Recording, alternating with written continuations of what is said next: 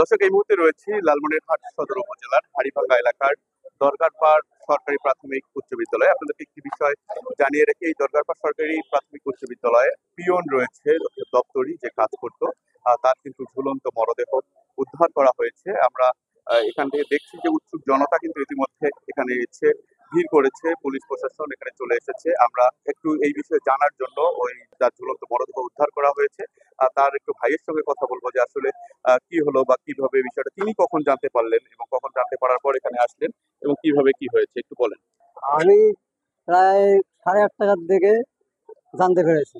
ওখানে আসি দেখি আমার ভাইয়ের লাশ উপরে ঝুলন্ত অবস্থায় আছে। তারপরে আইনের লোক আসলো আবার নামায়। উনি বাসা থেকে বের হয়েছিল কখন? তা তো আমি জানি না। এখন ঘটনা হলো উনি এক বাড়ির থাকে, আমরা এক বাড়ির থাকি। উনি এক এলাকায় থাকে, আমরা এক এলাকায় থাকি। এই হলো সমস্যা। ওনার সঙ্গে আপনার শেষ কবে কথা হয়েছে?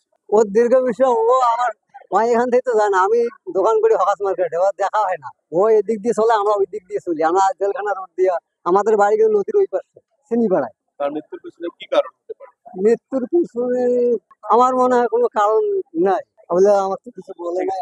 তো দর্শক, আপনারা জানলেন যে এই সাইফুলের ভাই আমাদেরকে জানালো যে তিনি এবং তার সঙ্গে তার সম্পর্কটা ছিল শুধুমাত্র যাওয়া আসার মধ্যে যতটুকু সম্পর্ক হয় ঠিক ততটুকু সম্পর্ক ছিল, এছাড়া তাদের মাঝে আহ তেমন কোনো সুসম্পর্ক বজায় ছিল না। তবে তিনি আমাদেরকে এটাও জানিয়েছেন যে তার মৃত্যুর পেছনে যে কি কারণ এখন পর্যন্ত সেটা তারাও জানতে পারেনি। আমরা পুলিশ প্রশাসনকে জিজ্ঞাসা করেছি, পুলিশ প্রশাসনও কিন্তু আমাদেরকে এটা জানিয়েছে যে তারা মৃত্যুর কারণ এখন পর্যন্ত জানতে পারেনি। তবে প্রাথমিক বিদ্যালয়ে দপ্তরের লাশ মরদেহ ঝুলছে পঞ্চম শ্রেণীর ক্লাসে, এটি কিন্তু যথেষ্ট রহস্যের জন্ম দেয়। এ নিয়ে কিন্তু এই এলাকায় একটা চাঞ্চল্যকর পরিস্থিতি তৈরি হয়েছে। উৎসুক জনতা, সাধারণ মানুষ এখানে এসে ভিড় করছে, তাদের মাঝে নানান মানুষের মাঝে নানান রকমের প্রশ্নের জন্ম দিয়েছে।